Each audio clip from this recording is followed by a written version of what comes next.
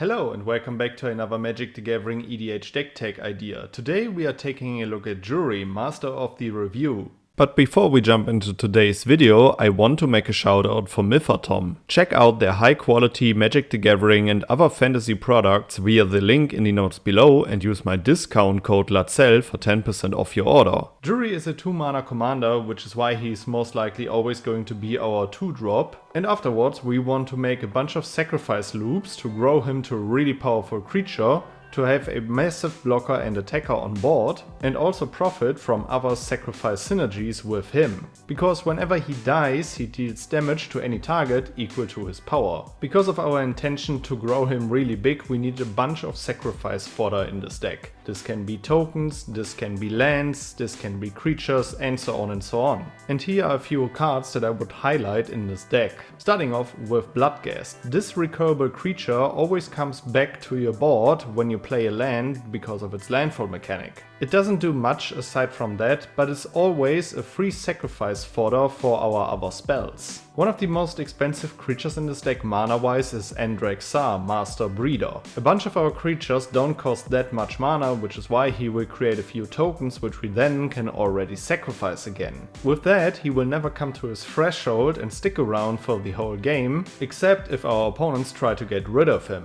A card that was widely known in Standard and can also scale in Commander is Urabrask's Forge. This artifact will accumulate counters over the course of the game, create powerful tokens which we can attack with, and in our second main phase we can sacrifice those creatures. When it comes to token decks, Loyal Apprentice is always a must play. Sure, it shares the 2-drop with Juri, but we are fine with that and just commit him to the board in our third turn. When it comes to recurable creatures, I definitely have to highlight Timeline Color. This creature can come back from your graveyard over and over again, and it doesn't even cost that many resources. And we won't even let ward happen, we will just sacrifice it into a sacrifice outlet to be able to warp him in from our graveyard over and over again. When it comes to token decks that also play a bunch of instant speed sacrifice outlets, Ophiomancer is a must play. This creature will provide death touching snakes which will be blockers for the whole turn cycle, and in our opponent's end step we will just sacrifice the token to get another Juri trigger and also draw even more value from our sacrifice outlet.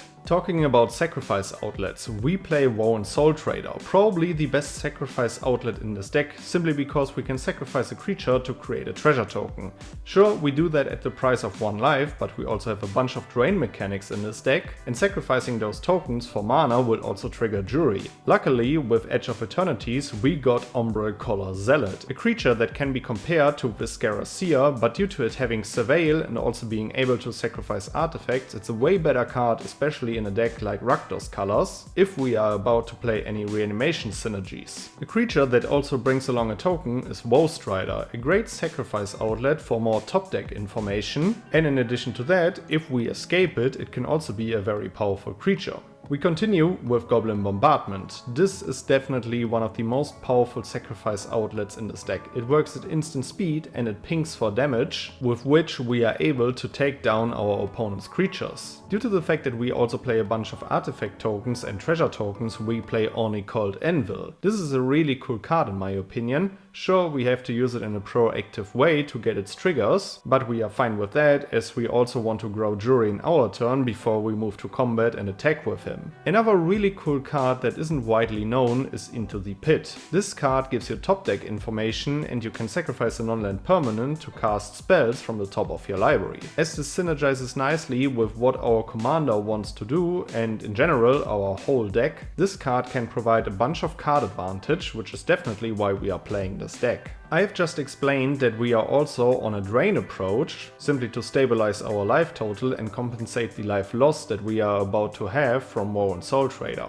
Which is why one of our outlets is Marionette Apprentice. With Fabricate, it can either come in with a +1/+1 counter or create a token, and we will most likely take the token simply to sacrifice it immediately. When it comes to token decks, Mirkwood Bats is most likely the most powerful drainer out there. As we are playing a bunch of treasure token synergies, this is definitely a must play for our deck. Another token related drainer is Nadia's Nightblade, another great addition alongside Mirkwood Bats. To stabilize our life total even more, we also play Zulaport Cutthroat. A nice synergistic card with our commanders, Agent of the Iron Throne. What I like about this enchantment is that it also cares about artifacts, which include treasure tokens. And of course we also play Bastion of Remembrance, which is a drain enchantment that also brings along a token. And when it comes to winning even more games, we play cards like Deadly Dispute, Village Rites, or probably the best instant speed sacrifice instant in this deck is Nasty End. Simply because our opponents will try to exile Juri to dodge its death trigger, but with Nasty End we can just sacrifice it in instant speed and along the way also draw 3 cards. As we want to loop Juri over and over again, we also want to bring him back from our graveyard. Which is why beforehand we play cards like Not Dead After All, Supernatural Stamina,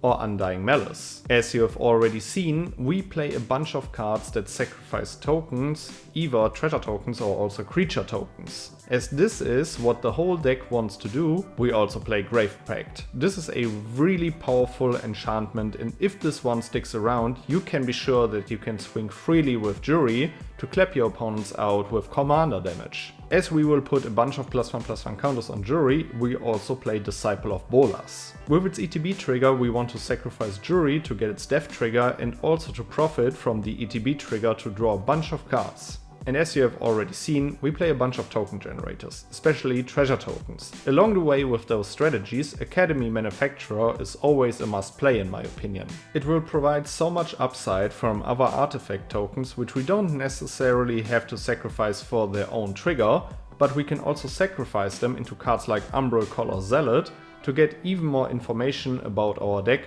and also have instant speed sacrifice to grow Juri to a huge amount with all those +1/+1 counters. Alright guys, these were a few cards that I would play in Juri, Master of the Revue. Let me know which cards you would add to the deck, which legendary creature I shall feature next. Make sure to check out my full deck list in the notes below, and then I would say see you in the next one. Goodbye guys.